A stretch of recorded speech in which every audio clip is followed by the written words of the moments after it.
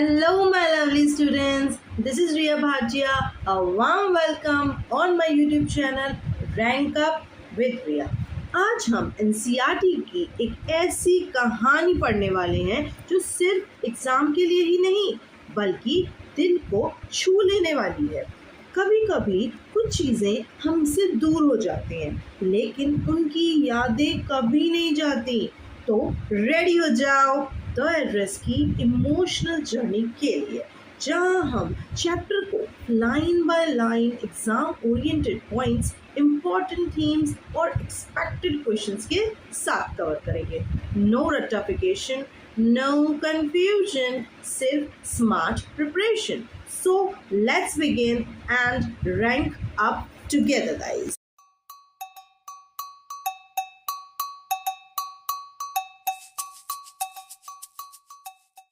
This short story is a poignant account of a daughter who goes in search of her mother's belongings after the war in Holland. ये एक story किसके बारे में है? ये एक सैड सी story है जो एक लड़की के बारे में है, एक डॉटर के बारे में है, जो हमारी क्या है, नरेटर हैं, जो बताती हैं कि वॉर के बाद, सेकेंड वॉर के बाद ये लोग जूस थे तो ये लोग वापस हॉलैंड ये जाती हैं। तो वहाँ पे जब ये वापस जाती हैं तो ये अपनी मदर की बिलोंगिंग्स को ढूंढने के लिए, मदर के सामान को, अपनी मम्मा के सामान को ढूंढने के लिए जाती हैं। और एक सेट अकाउंट है जो मतलब एक सेट सी स्टोरी, एक इमोशनल टाइप की स्टोरी है। तो मैम ये कैसे इमोशनल? अब आगे ही धीरे धीरे करके सस्पेंसेस को खोला जाएगा, आपके सामने सारे सस्पेंसेस एक साथ नहीं लेके आएंगे। When she finds them, the objects evoke memories of her earlier life. और जैसे ही स्टोरी में वो आगे जाके अपनी सामान को, अपने बिलोंगिंग्स को देखती है तो उसे अपनी मदर की याद आती है। However, she decides to leave them all behind and resolves to move on. और वो क्या करती हैं, वो सोचती हैं कि इन सब चीज़ों को मैं भूल जाती हूँ और लाइफ में आगे बढ़ती हूँ। मेरे बच्चे, यहाँ तक स्टोरी स्टार्ट नहीं हुई थी, स्टोरी अब यहाँ से प्रॉपरली स्टार्ट होगी। सो आप लाइन टू लाइन एक एक मीनिंग को बहुत ध्यान से देखेंगे, जिसमें मैं की पॉइंट्स, की हाइलाइट्स, इंपॉर्टेंट लाइंस, सब चीज़ आपको साथ में बताती जाऊँगी जो एग्ज़ाम्स के लिए इम्पॉर्टेंट है। डू यू स्टिल नो मी? जो स्टोरी स्टार्ट होती है वो बिल्कुल ऐसे ही रेंडमली स्टार्ट हो जाती है। बताया नहीं जा रहा है कि स्टोरी एग्जैक्टली कहाँ से स्टार्ट हो रही है, बट मैं आपको बताऊंगी। Just chill. Do you still know me? I asked. मैं एक जगह पे जाके पहुंची। मैं कौन हूँ? मैं नरेटर हूँ जो यहाँ पे, जिसकी पिक्चर बनी हुई है। So sweet, right? Yes yes, ठीक है। तो मैं एक जगह पे जाके पहुंचती हूँ और फिर मैं उनसे पूछती हूँ, अभी पता चलेगा, डिस्क्लोज होगा धीरे धीरे। क्या पूछती हूँ? क्या आप मुझे अभी भी जानती हो? अच्छा। The women looked at me searchingly. वो वुमेन मुझे थोड़ा सा डाउट भरी निगाहों से देखती हैं। कौन वुमेन? किसकी बात हो रही है? She had open the door a chink. A chink means बहुत ही थोड़ा सा उन्होंने दरवाज़ा खोला। जो एक लेडी है, उन्होंने मुझको देख के, हम नरेटर को देख के बस थोड़ा सा ही गेट खुला हुआ था। I came closer and stood on the step. मैं सीढ़ियों पे खड़ी थी, मैं स्टेप्स पे खड़ी थी, तो मैं एक स्टेप और ऊपर चली गई जिससे कि उनको क्लियरली विजिबल हो, उनसे मैं अच्छे से बात कर पाऊँ। No, I don't know you. उस लेडी ने उनको क्या बोला, नरेटर को क्या बोला? नहीं, मैं तो बिल्कुल नहीं जानती। I am Mrs S daughter. अब पता चलता है यहाँ पे स्टोरी में एग्जैक्टली मिसेस एस का और हमारे नरेटर का नाम नहीं गिवन है। क्यों? क्योंकि ये भी एक सिंबॉलिक बात है कि इन्होंने वॉर के बाद अपनी आइडेंटिटी, अपना नेम लूज कर दिया है। ये इंटेंशनली ऐसे बोला गया है कि नेम नहीं है, यहाँ बताया नहीं गया है नेम। समझ रहे हो? ये एक इम्पॉर्टेंट क्वेश्चन बन चुका है फर्स्ट पैराग्राफ से ही। अब बताते हैं आगे कि मिसेस एस की डॉटर हूँ मैं। वो उस लेडी को बताते हैं कि आपने मुझे पहचाना नहीं, मैं मिसेस एस की डॉटर हूँ। अच्छा जी, okay. She held her hand on the door as though she wanted to prevent it opening any further. उन्होंने दरवाजे पे हाथ रख के खड़ी हो गई वो। और क्यों खड़ी हो गई? क्योंकि मुझे लगा कि वो चाहती हैं कि मैं अंदर ना आऊँ, है ना। हर face gave absolutely no sign of recognition। और मुझे लगा कि उनके फेस को देख के ऐसा लगा कि वो मुझे बिल्कुल भी रिकॉग्नाइज नहीं कर पाई है। She kept staring at me in silence। और वो मुझे साइलेंस में ऐसे ही स्टेयर कर रही थी, घूरे जा रही थी, देखे जा रही थी। अब पता नहीं आगे क्या होता है। आपके सामने पिक्चर्स रखी गई हैं, सिर्फ इसलिए लाई गई मेरे बच्चे क्योंकि आपको ये सब एनसीईआरटी का कंटेक्स्ट सारी चीज़ें नहीं पढ़नी पड़ेंगी, वो मैं आपको बता दूंगी। आप बस स्टोरी की तरह सुनते जाइए और एग्ज़ाम टाइम पे हमें क्या करना है, आपको क्या करना है, बस इस पिक्चर को देखना है और आप you are good to go for your exams. Next scene देखते हैं क्या होता है। परहैप्स आप देख रहे हो कि जो नरेटर हैं वो किसी डोर पे खड़ी हैं और एक नंबर प्लेट भी आया है।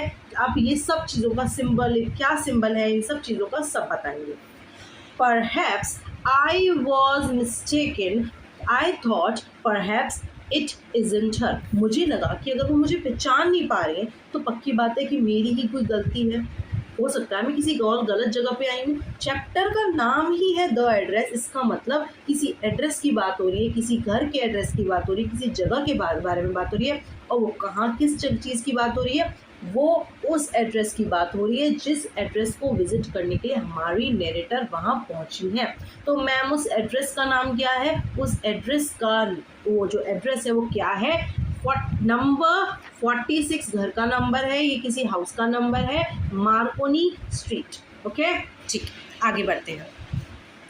I had seen her only once fleetingly and that was years ago। और मुझे लगा यार हो सकता है कि मैं किसी गलत जगह पे आ गई हूँ क्योंकि मैंने उन्हें फ्लीटिंगली देखा था, means for a short time ही देखा था, एक धुंधली सी यादें हैं क्योंकि मैं उनको बहुत ज़्यादा देखा नहीं था जब हम मिले थे। किनको, उस लेडी को जो सामने खड़ी थी हमारे नरेटिव के।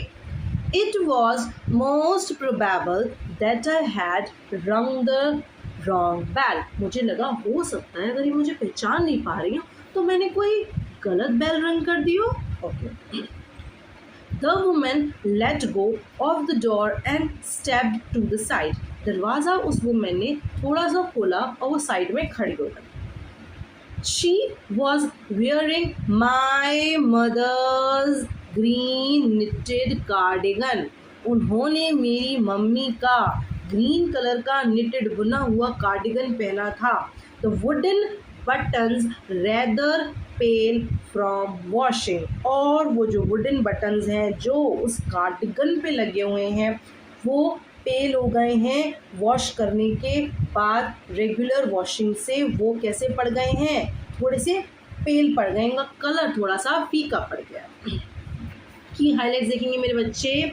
The narrator doubts herself that it is the effect of war, trauma and time. ये नरेटर बताता है कि ये वॉर के ट्रॉमा का इफेक्ट है।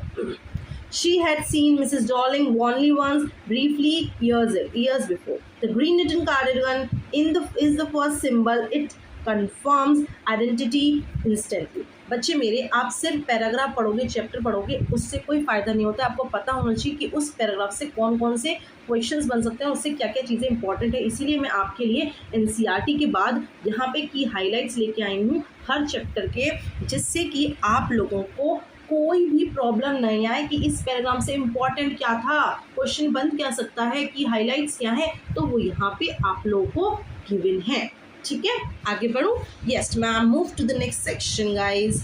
ठीक है, आगे क्या होता है। She saw that I was looking at the cardigan and half hid herself again।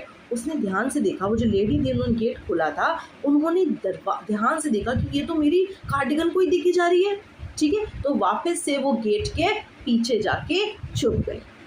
But I knew now that I was right. मुझे उस समय पता चल चुका था कि मैं बिल्कुल सही हूँ, मैं बिल्कुल सही जगह पर आई हूँ। Well you know my mother. मैंने पूछा क्या आप मुझे मेरी मदर को जानती हैं, और इनकी मदर का नेम क्या है।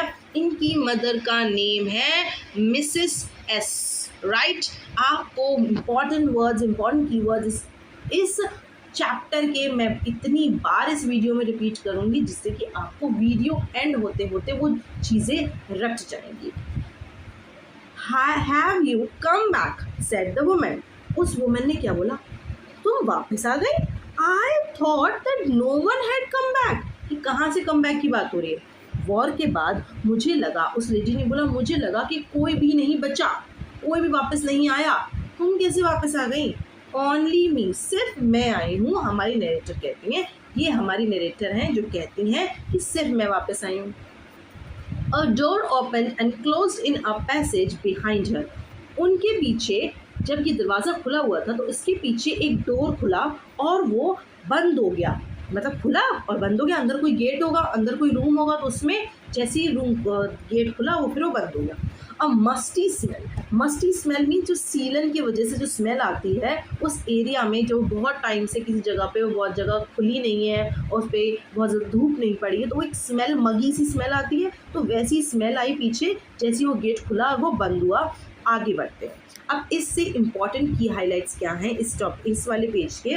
Mrs Darling hides behind the door, her guilt shows though through her body language, उसकी गिल्ट जो है उसकी बॉडी लैंग्वेज से दिखाता है। पहली बात तो मैं आपको बता दूं कि इन लेडी का जो नाम है जिनसे हमारी नरेटर मिलने आई है, इनका नाम क्या है? मिसेस डॉर्लिंग, याद रहिएगा, मिसेस डॉर्लिंग है इनका नेम। उनकी बॉडी लैंग्वेज बता रही थी, क्या बता रही थी कि ये इसकी मदर का ही ग्रीन निटेड कार्डिगन है, जो हमारी चंट सी, कनिंग सी, चतुर सी लेडी जो है वो पहचानने को मना कर रही है हमारे नरेटर को, और उनकी मदर का ग्रीन निटेड कार्डिगन पहन के खड़ी हो, राइट? ओके।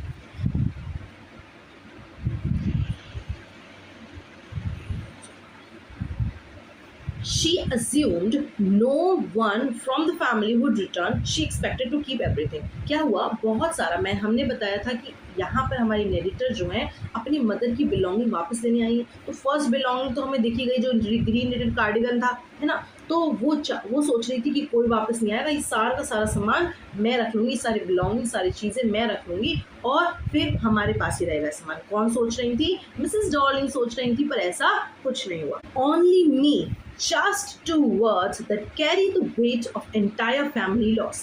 जब मिसेस डॉर्लिंग ने ये पूछा कि मुझे लगा कोई वापस नहीं आया, तो मैंने क्या बोला?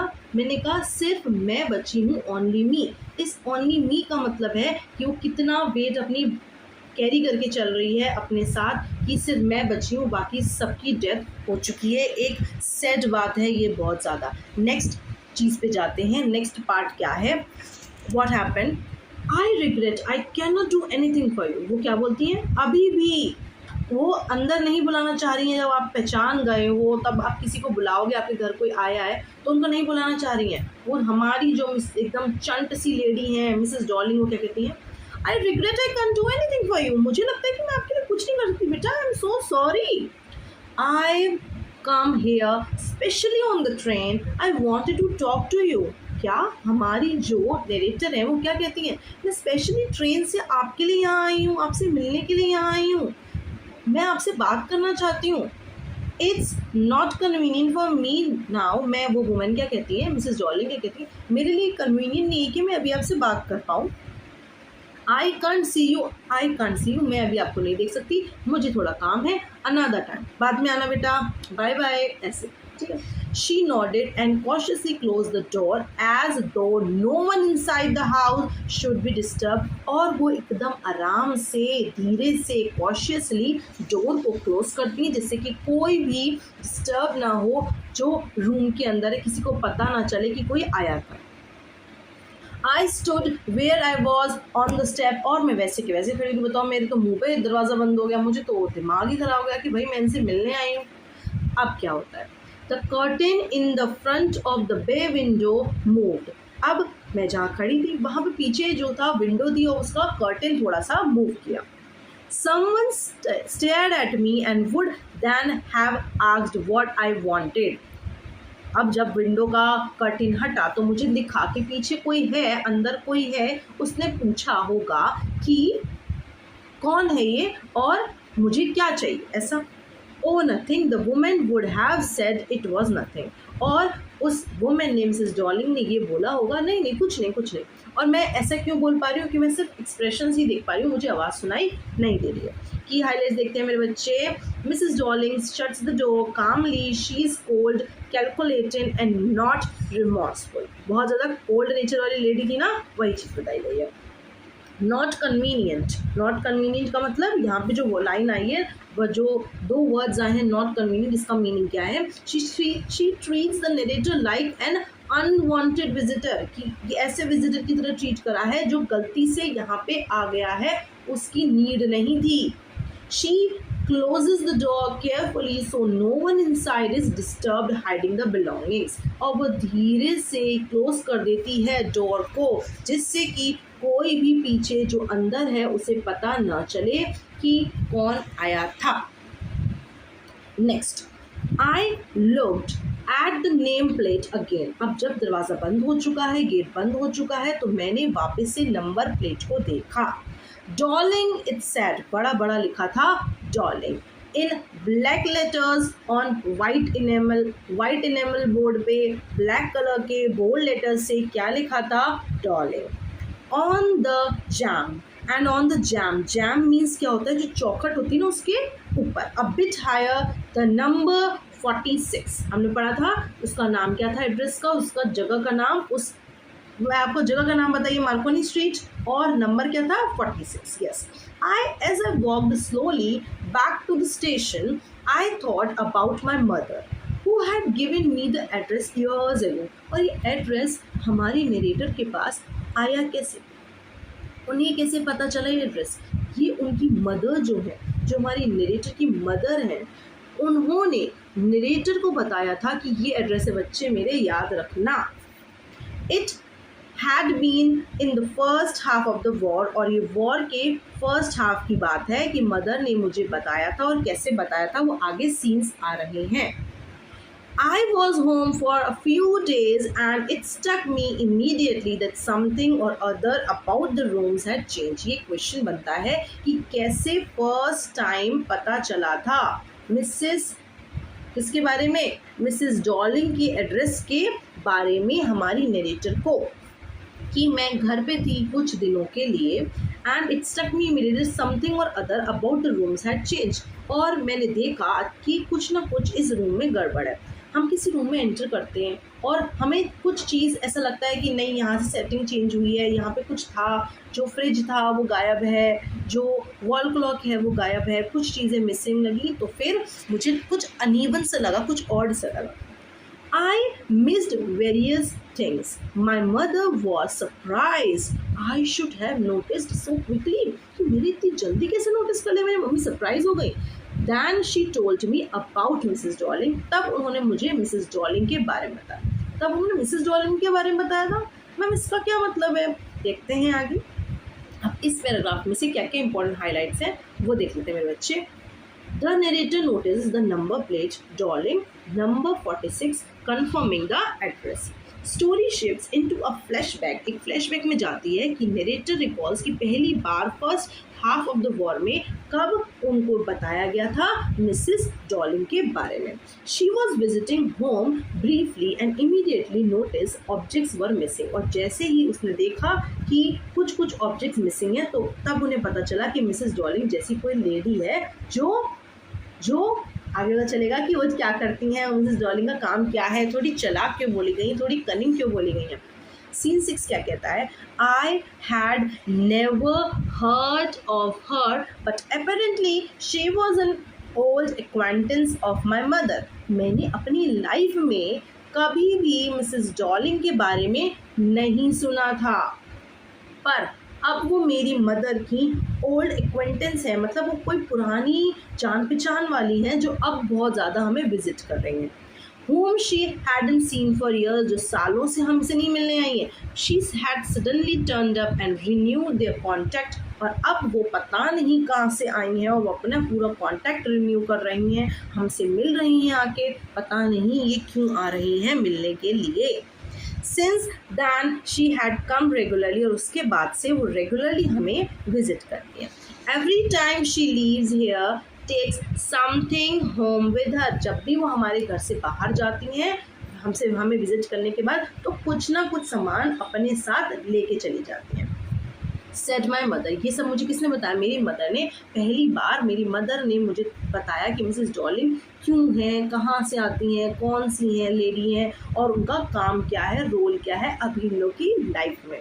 Okay. She took all the table silver in one go. Table silver का मतलब बेटा ध्यान रखेंगे, टेबल सिल्वर का मीनिंग क्या होता है? कटलरी मेड ऑफ सिल्वर, जिसमें क्या क्या आता है आपको याद रखना है कि टेबल सिल्वर का मीनिंग है नाइफ्स, फॉक्स और स्पून्स जो सिल्वर से बने हैं। यहाँ पे आगे आएगा एक और चीज़ से antique plates, right, antique plates, crockeries, सब चीज़ों के बारे में डिस्कस करेंगे। आप लोग बैठे रहिए ध्यान से, क्योंकि आपको पता होना चाहिए टेबल सिल्वर और क्रॉकरी अलग अलग होती है। क्रॉकरी का मतलब होता है जिसमें कप्स, प्लेट्स एंड डिशेज आती है, जिसमें कप्स, प्लेट्स और डिशेज आएंगी। ठीक है, आगे बढ़ो मेरे बच्चे। Yes ma'am, yes ma'am. And then the antique plates that hung there, तो वो सारी की सारी टेबल सिल्वर लेके जाती है। जो हमारे घर में एंटीक प्लेट्स लटकी हुई हैं वॉल्स पे, वो भी उतार के लेके जाती हैं। She had trouble logging those large vases, और इतने बड़े बड़े लार्ज वासेस को लेके जाने में इतना उसको दिक्कत होती है, इनको ट्रबल होती है। And I am worried she got a crack on her back from the crockery. ये कौन कह रही है? मेरी मदर ने कहा कि मेरे को बहुत ज़्यादा टेंशन होती है, बहुत वरिड हूँ मैं इनके लिए, मिसेस डॉलिंग के लिए, कि बेचारी कितना कर रही है हमारे लिए, कि जब जब हमारे घर से जाती हैं तो इतना हैवी हैवी सामान लेके जाती हैं। ऐसा क्यों होता है मेरे बच्चे? ऐसा इसलिए होता है कि ये लोग जूइस हैं, इन्हें पता है कि वॉर के बाद इनकी सारी बिलोंगिंग्स जितनी भी हैं, जब इनको पकड़ के लेके जाएंगे तो इनकी सारी बिलोंगिंग्स जो हैं वो ख़त्म हो जाएंगी, वो गायब हो जाएंगी, क्योंकि यहाँ से चले जाएंगे। तो मिसेस डॉलिंग ही उन्हें सजेस्ट करती हैं कि ये मैं रख लेती हूँ सामान के, मैं आपकी बहुत अच्छी दोस्त हूँ, समझ रहे हो ना। कोई सामान लेके जाता है वापस देता है, क्या यही हुआ? आगे बढ़े। Yes ma'am, yes ma'am. तो की हाइलाइट्स देखेंगे। Mrs Darling had not been in contact for years, सालों से मिसेस डॉलिंग अभी हमारे कॉन्टैक्ट में नहीं है। She reappeared at the start of the war, और अब वो रीअपियर कर रही हैं, बार बार दोबारा आ रही हैं वॉर के स्टार्टिंग में आ रही हैं, स्टार्टिंग में, है ना। She came regularly and each time took something valuable home with her, और जब जब वो आती हैं तो अपने साथ हमारे यहाँ की कुछ वैल्यूएबल चीज़ें लेके चली जाती हैं। कौन कौन सी वैल्यूएबल चीज़ों की बात हो रही है मेरे बच्चे? यहाँ पे बात हो रही है, आपको अभी बताया था मैंने, table silver, antique plates, large vases, crockery, all irreplaceable family की ट्रेजर्स हैं, वो जो बहुत ज़्यादा संभाल के मेरी मदर ने रखे हैं। नेक्स्ट सीन पे चलते हैं। I would never have dared ask her, मैं अपनी मम्मा से कभी भी नहीं पूछ पाई, मेरी हिम्मत ही नहीं पूछने की हुई। She suggested it to me herself, नहीं, ये किसने बोला? ये बोला, किसने बोला कि I would never have dared asked her, she suggested it to me herself. I would never have dared ask her. What ask her? She suggested it to me herself. She even insisted. ये किसकी बात हो रही है? ये मेरी mother जो है, मिसेस एस जो हैं, वो अपनी डॉटर को बताती हैं कि मैंने जो है वो कभी पूछने की हिम्मत ही नहीं हुई कि आपको इतनी प्रॉब्लम क्यों उठाती हो आप मेरे लिए, क्योंकि वो हमारे लिए इतना कर रही है, हमारी सारी बिलोंगिंग संभाल के रख रही हैं। उसने, मिसेस डॉलिंग ने खुद मुझे सजेस्ट किया कि मैं आपका सारा सामान संभाल के रखूँगी। उन्होंने इंसिस्ट किया चीज़ों पे लेके, इस बात को लेके। She wanted to save all my nice things, और वो बिल्कुल इमोशनल हो गई और कह रही हैं कि वो चाहती हैं, मिसेस डॉलिंग चाहती हैं कि मेरी सारी अच्छी चीज़ें वो संभाल के रखें मेरे लिए। She is so sweet but she is not so sweet, हमें पता है। If we have to leave here we shall lose everything। उन्होंने क्या बोला? मिसेस डॉलिंग की जो है वो क्या करती हैं, वो ये बोलती हैं कि आपका सारा सामान मैं संभाल के रखूँगी। तो मिसेस एस रेडी हो जाती हैं, और मिसेस एस जो है वो ये कहती हैं कि हाँ ये यही सही है, क्योंकि हम लोग वॉर के बाद सारी चीज़ें लूज़ कर देंगे, इसीलिए। आगे, have you agreed with her that she should keep everything। और आप मम्मा कैसे एग्री हो गई कि ये सारी चीज़ें आप रख लो? I asked, मैंने पूछा। as if that's necessary, मेरी मम्मी ने पूछा, क्या ये ज़रूरी है? अब मम्मी जवान चलाओगी हैं? My mother cried, मम्मी रोने लगी। It would simply be an insult to talk like that। ये तो उनकी इंसल्ट हुई ना बच्चे, क्या मैं ऐसे पूछ सकती हूँ उनसे? मम्मी है भाई, ये तो सीधे लोगों को क्या पता क्या हो रहा है। And think about the risk she is running, कितना रिस्क ले रही है वो मेरी, कितना रिस्क उठा रही है. Each time she goes out of the door with a full suitcase और बैग, फुल सूटकेस लेके वो अपने साथ जाती हैं. कितना रिस्क उठा रही है वो मेरे लिए. My mother seem to notice that I was not entirely convinced. मेरी मम्मी ये बात समझ चुकी थी कि मैं कन्विंस नहीं हूँ जो उन्होंने बोला है उसको लेकर. She looked at me reprovingly and after that we spoke no more about it. मुझे पता था कि ना मम्मी मेरी बात समझेंगी ना मैं मम्मी की समझ पा रही हूँ, तो हम लोगों ने इस टॉपिक पे इसके बाद बात नहीं की. आगे की हाईलाइट्स देख लेते हैं मेरे बच्चे.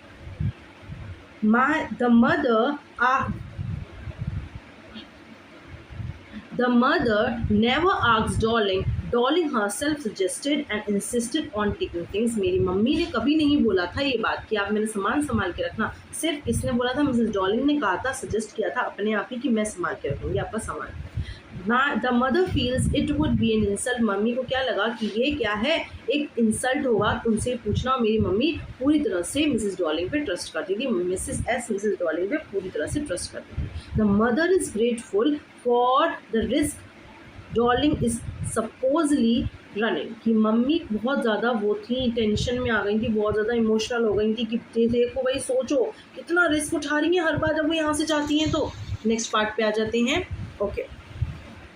Meanwhile, I had arrived at the station without having paid much attention. कि ये सब बातें सोचने के बाद अब मिसेस डॉर्लिंग जो है उन्होंने मना कर दिया है कि मैं आपसे बाद में मिलूंगी, और ये बातें सोचती हुई वो आ रही थी कि मेरी मम्मी ने मुझे एक बार मिसेस डॉर्लिंग के बारे में बताया था. वो वापस स्टेशन पे आ जाती क्योंकि ट्रेन से आई थी.